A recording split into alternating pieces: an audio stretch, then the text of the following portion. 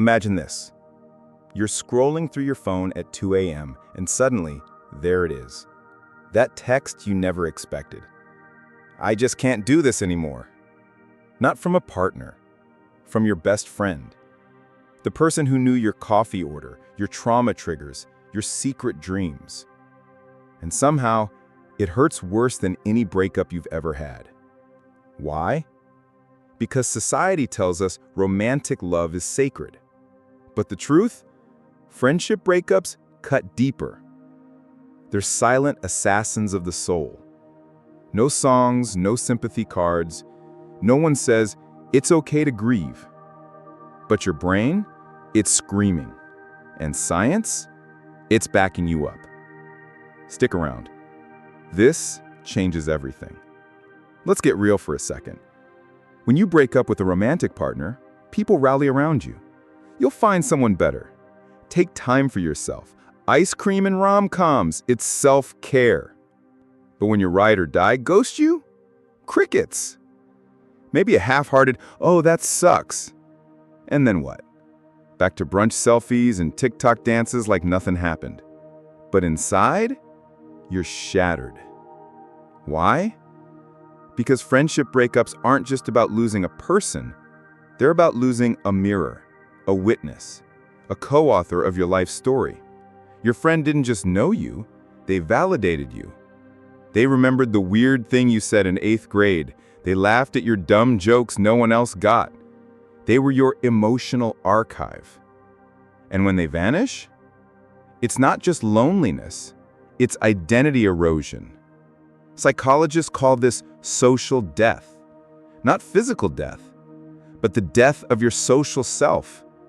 The version of you that only existed in that friendship, gone. And no one hands you a grief pamphlet for that. Here's the kicker. Studies show that losing a close friend activates the same brain regions as physical pain. The anterior cingulate cortex lit up like a Christmas tree.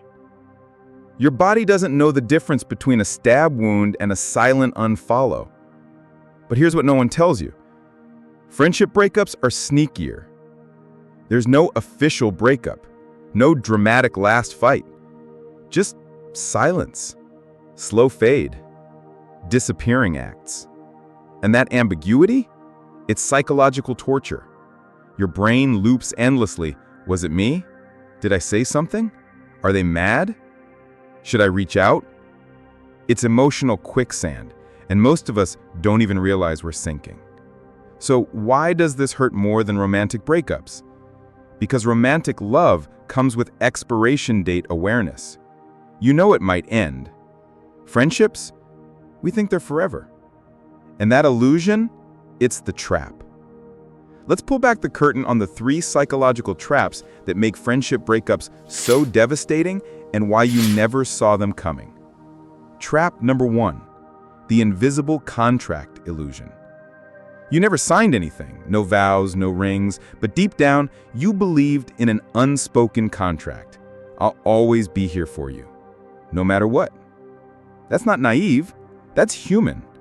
Our brains are wired to seek secure attachment, even outside romance. And friendships? They're stealth emotional anchors. But here's the dark twist. The more secure you felt, the harder the fall. Why? Because betrayal sensitivity spikes when trust was absolute. A romantic partner cheating? Painful, yes, but statistically expected. A best friend vanishing without explanation?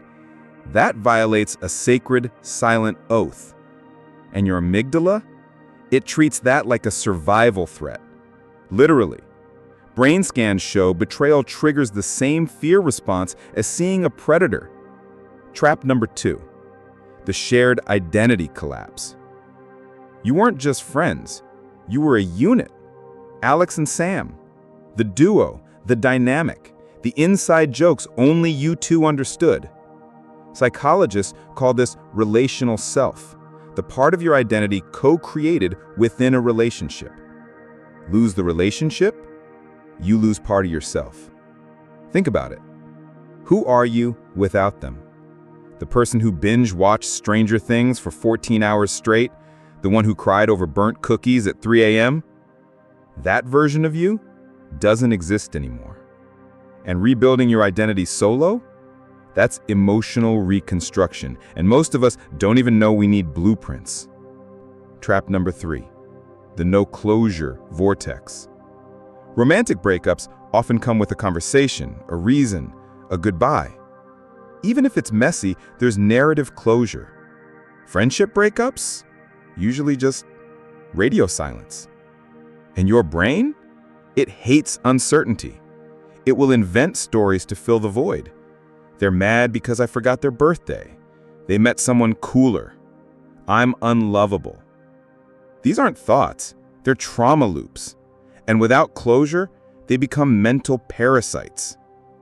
Worse, social media turns this into psychological horror.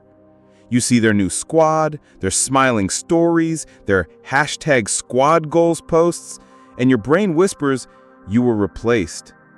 You weren't enough. That's not sadness. That's ego assassination. And here's the kicker most don't realize. Friendships often lack social scaffolding.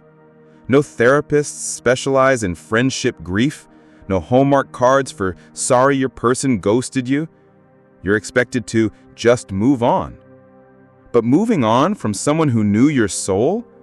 That's not a step. It's a staircase with no railing. Add to that the shame factor. Admitting you're devastated by a friendship breakup feels childish, embarrassing, like you're overreacting. So you bury it. And buried grief, it doesn't die. It metastasizes into anxiety, into distrust, into self-sabotage in future relationships. This isn't drama. This is neuroscience. And you've been gaslit into culture, thinking it's not that deep. Now, here's the darkest twist of all. Friendship breakups hurt more because they're often the first love that ever truly saw you. Think about it. Romantic relationships are often built on performance, chemistry, attraction, potential. But friendships, especially childhood or long-term ones, they're built on raw, unfiltered presence. They saw you with bedhead, crying over failed exams, ranting about your parents at midnight. They loved you not for your potential, but for your mess. And when that's ripped away, it doesn't just feel like loss. It feels like erosion. Studies in attachment theory reveal something chilling. The pain of losing a platonic soulmate can trigger deeper abandonment wounds than romantic splits, especially if you had insecure attachment growing up. Why? Because friends often become surrogate family. And losing family? That's primal. But here's what no one dares say. Some friendships are more intimate than marriages. You don't sleep with them, but you trust them with your shame.